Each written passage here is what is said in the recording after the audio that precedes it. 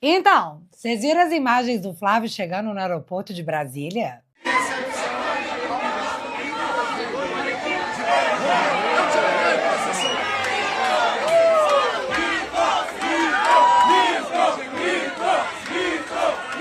E aí, de quem que você lembrou?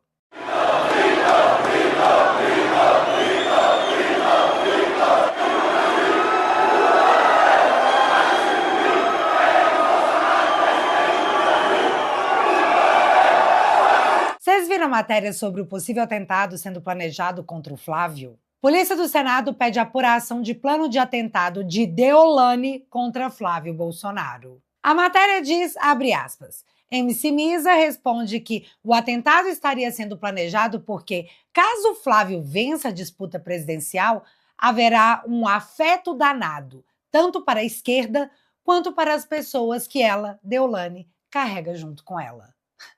Fecha aspas. E você sabe de quem a Deolane é acusada de ser associada? Deolane Bezerra, suspeita de ligação com o PCC.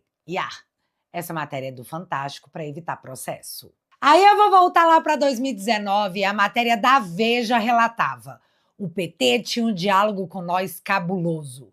Desprezo do PCC grampeado. Aí voltamos para o passado recente de março de 2026, em que líamos nos jornais a explicação do porquê o Lula é contra que os Estados Unidos classifiquem o PCC como terrorista, e a explicação é a bendita da soberania. Falou soberania, eu já sei que tem algum CID. Mas vem cá, que soberania é essa que permitiu que uma facção tomasse uma cidade inteira a ponto de transformá-la numa cidade fantasma? Que soberania é essa que permite que facções ameacem a população e as obrigue a contratar o provedor de internet dos bandidos? Que soberania é essa que te faz ter medo de errar uma rua no GPS e acabar morrendo porque ali é um território proibido? Vocês entendem o que tem de um lado e o que tem do outro? Flávio Bolsonaro foi até os Estados Unidos e conseguiu uma reunião com o Trump, coisa que a mídia fez questão de tratar como um ato pequeno, uma reunião pequena, que ele só queria uma foto com o Trump para ajudar na campanha. E a foto veio, mas veio seguida de declarações do tema conversado: segurança pública, facções criminosas. Mas o Flávio não se reuniu apenas com o Trump. Flávio também se reuniu nessa quarta-feira com Marco Rubio, o cara que é conhecido no Brasil como o Homem da Magnitsky. Ontem, quinta-feira, o Paulo Figueiredo postou um tic-tac logo de manhã cedo. E à tarde fez um longo relato sobre como eles conversaram com os americanos sobre o PCC e o Comando Vermelho. E que ele havia ficado chocado e até enojado com o que ouviu a respeito do lobby que foi feito lá nos Estados Unidos para que os meninos das facções não fossem classificados. E aí chegamos no final da tarde de ontem, quinta-feira. Estados Unidos classificam PCC e CV como terroristas. O anúncio foi feito por Marco Rubio, que um dia antes estava com o Flávio. Aí a mídia anunciou a classificação dos meninos e lançou que não dá para saber se isso tem alguma relação com a visita do Flávio. Sério? Galera, já virou um lema na internet. Flávio fez mais pela segurança pública do Brasil em 5 meses como pré-candidato do que Lula em seu 3º mandato. Então, imprensa bochileira, só não briguem com os fatos. Fica feio. Dito tudo isso, eu preciso detalhar para você o porquê muita gente vai dormir preocupada nos próximos dias e meses, já que essa classificação não poderia vir em pior hora para os bandidos que sequestraram o Brasil. Deixa eu te contar o que você talvez não saiba sobre a Operação Carbono Oculto, que, aliás, está indo acordar muita gente às 6 da manhã nos últimos meses. Porque quando você ouve falar dessa operação, Carbono Oculto, você provavelmente imagina uma investigação sobre combustível adulterado, posto de gasolina e sonegação, o que já seria grave bastante. Só que, meu amigo, esse buraco é muito mais embaixo, porque, na verdade, o que a Carbono Oculto revelou foi algo que parece roteiro da Netflix, misturado com o relatório da Receita Federal e um episódio especial de Narcos, edição Faria Lima. Porque o que os investigadores começaram a encontrar não era apenas fraude fiscal, era uma estrutura gigantesca que, segundo as investigações, envolvia empresas, distribuidoras, postos de combustíveis, fintechs, fundos de investimento, operadores financeiros e personagens apontados como ligados ao PCC. PCC, o primeiro comando da capital. A facção criminosa mais poderosa do Brasil ao lado do Comando Vermelho. E o que vemos aqui vai muito além de uma questão de segurança pública, porque o que a Carbono Oculto sugere é algo muito mais assustador. O PCC não queria apenas controlar o território, ele queria controlar o fluxo financeiro, controlar o dinheiro. E quem controla o dinheiro, controla o poder. Porque pensa comigo, fuzil custa dinheiro, droga custa dinheiro, advogado custa dinheiro, silêncio custa dinheiro, influência política custa dinheiro. Tudo gira em torno do dinheiro. E é justamente por isso que essa operação é tão importante, porque ela não está investigando apenas traficantes, ela está investigando a engrenagem econômica que permite que o crime organizado sobreviva e avance. E aí começam a aparecer os nomes que teriam movimentado 52 bilhões de reais nesse esquema criminoso. Esse é Mohamed Hussam Murad, conhecido como o Primo, dono da Copap, uma das figuras centrais desse universo investigado. Ao lado dele aparece Roberto Augusto Leme da Silva, o famoso Beto Louco, porque isso aqui é Brasil, os apelidos são sempre, sabe, coisa de filme. Segundo os investigadores, eles estariam no centro de um ecossistema de fraudes fiscais, lavagem de dinheiro, adulteração de combustíveis e esquemas financeiros ligados ao PCC. E antes da casa cair, os dois picaram a mula. E foi aí que começou uma das partes mais curiosas dessa história, a delação premiada, porque o Beto Louco tentou fechar um acordo primeiramente com a PGR. E nessa delação, segundo a Mônica Bergamo, ele teria citado Davi Alcolumbre. E, para surpresa de ninguém, Paulo Gonet, ou PGR, rejeitou essa delação. Depois disso, ele tentou uma delação com o Ministério Público de São Paulo, onde ele teria entregado magistrados corrompidos, juízes. E o Ministério Público de São Paulo também falou que não, obrigado. Nesse momento que eu tô gravando esse vídeo, a delação do Beto Louco foi parar lá na Bahia, e lá ela foi aceita, mas ainda não sabemos o que tem nela. Mas deixa eu te explicar melhor.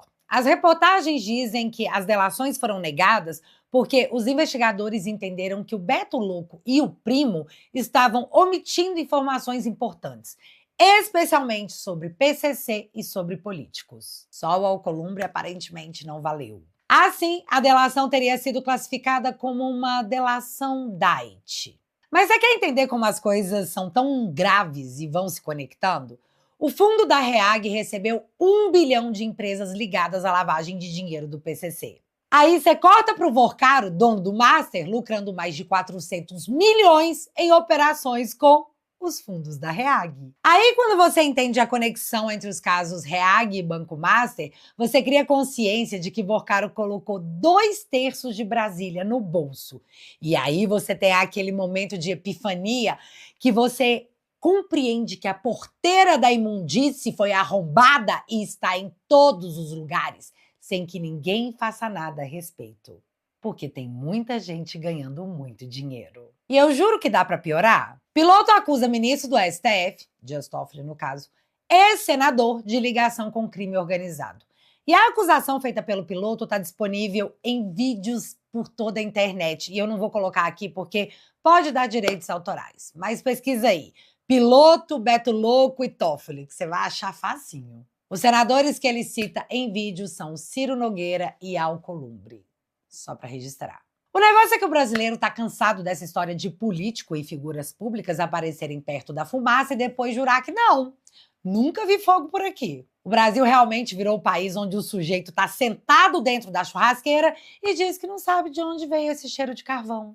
Mas isso precisa acabar. Na verdade, isso vai acabar. Nem que seja na marra. Porque enquanto a Carbono Oculto revelava esse universo de PCC, combustíveis, fintechs e bilhões de reais, os Estados Unidos começaram a olhar para o Brasil e chegaram a uma conclusão muito simples. Talvez simples até demais. PCC e Comando Vermelho não são apenas facções criminosas. são organizações terroristas. E foi nesse momento que começou o desespero diplomático. Isso porque o governo Lula não queria essa classificação e atuou para tentar evitar ou postergar essa designação. A justificativa oficial era a preocupação com a soberania, com riscos diplomáticos e impactos econômicos. Mas você consegue imaginar como isso soa para o brasileiro comum? Porque o cidadão olha para o Rio de Janeiro, olha para o Comando Vermelho, olha para o PCC, olha para os bairros inteiros controlados por facções, olha para ônibus queimado, olha para toque de recolher, olha para o policial sendo executado, olha para o comerciante pagando taxa para bandido. E aí, na pesquisa da Atlas de ontem, quinta-feira, quando perguntado qual era o maior problema do Brasil, 62,9% dos entrevistados colocaram em primeiro lugar a criminalidade e o tráfico de drogas. Essa é a maior dor do povo brasileiro, acima de corrupção e até mesmo da economia. O povo simplesmente não aguenta mais. E aí, depois aparece o governo Lula tentando evitar que essas organizações sejam chamadas de terroristas? Você entende o tamanho desse desgaste em ano eleitoral? Porque, para quem vive em área dominada por facção, a discussão acadêmica acaba sendo meio ridícula, sabe? O sujeito está vivendo sob ameaça armada, mas aí aparece alguém explicando que, não, veja, não é bem assim. Tecnicamente, talvez não seja terrorismo. Meu irmão, o cara fechou a rua com barricada, botou fuzil na esquina, mandou fechar comércio, expulsou morador, executou o rival, controlou o território. E você tá querendo discutir semântica? É tipo alguém cair do prédio e discutir, meu Deus, qual é a marca desse concreto? Até a noite dessa quinta-feira, Lula e o Itamaraty estavam em profundo silêncio. Porque falar o quê? Celso Amorim apareceu para dizer que essa classificação do CV e do PCC como terroristas não ajuda. E não ajuda mesmo, tipo, o governo a explicar o porquê é contrário a essa classificação.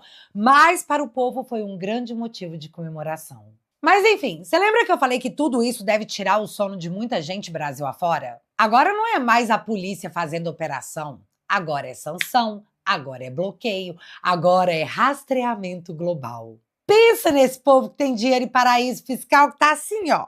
Desse jeitinho. Porque uma coisa é você ser investigado por lavagem de dinheiro, outra coisa é aparecer conectado à organização terrorista. Nem banco, nem políticos, nem fintech, nem fundo de investimento e nem empresa alguma quer isso, já que o elo entre os terroristas e esse sistema econômico os colocam todos no mesmo balaio. E aqui a gente está falando de cadeia, de Interpol, de impossibilidade de sair do país, de dinheiro mundo afora bloqueado. E é aí que a Carbono Oculto fica ainda mais assustadora, porque ela mostra justamente o caminho do dinheiro. Ela mostra o PCC tentando deixar de ser apenas uma facção e virando uma máquina econômica.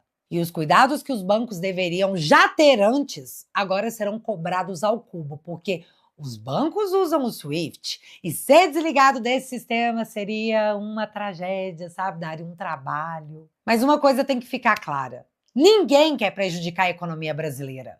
Bom, talvez o Lula e o Congresso com esse negócio da escala 6x1, porque até agora não ficou claro quem vai pagar essa conta, que eu imagino que seja o cidadão mesmo. Só que é ano eleitoral, os caras têm que pelo menos fingir que se importam com você.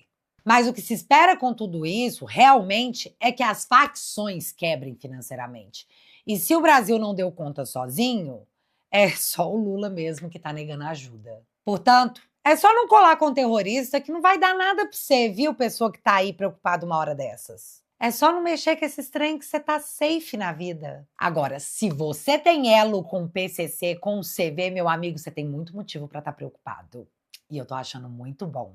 Uma hora isso ia ter que acontecer, né, Brasil? Não é justo só a população ter medo. E eu tô muito feliz que os bandidos estão, pelo menos uma vez na vida, bem assustados. E aqui a reflexão mais importante, porque o fato concreto foi que o Flávio foi até os Estados Unidos pedir ajuda e saiu de lá com ela, já que no Brasil Lula resistiu até onde deu, ignorando os pedidos de seu próprio povo. É preciso reconhecer que o Flávio não saiu grande, ele saiu enorme, porque já tentaram matar o pai dele, agora há uma investigação onde o plano era eliminar o próprio Flávio. Mexer com essa galera não é para todo mundo, mas mesmo assim o Flávio resolveu enfrentar. E é bom que fique claro que, graças ao Flávio, o dinheiro sujo vai ter mais dificuldade para circular. E talvez seja por isso que tanta gente ficou incomodada. Porque quando se apertou o pescoço financeiro da facção, não foi só o bandido de fuzil que gritou. Gritou também quem vive perto demais o dinheiro dele. No fim das contas, essa classificação é um recado. O Brasil pode até ter normalizado o absurdo que vivíamos, mas agora o mundo vai ver, acompanhar e reagir. E quando o crime organizado vira terrorista no papel, muita gente poderosa pode acabar descobrindo que o problema não está mais escondido no morro, mas sim no próprio extrato bancário. E eu confesso, eu tô louca para ver esse circo pegar fogo. E para você, pessoa que está aqui e achou ruim, vai morder o cotovelo. E depois me conta aqui nos comentários se você conseguiu. Combinado? E, gente, eu tô super com um vídeo pronto sobre o presidente Bolsonaro e esse assunto é mega blaster ultra importante. Mas devido à feliz notícia inesperada, eu achei que valia a pena trazer em vídeo o tamanho do desespero de muitos e os possíveis motivos desse desespero. Mas, se Deus quiser, o próximo vídeo será sobre a revisão criminal do presidente Bolsonaro e como, se tudo der certo, coisas muito loucas podem acontecer. Amém.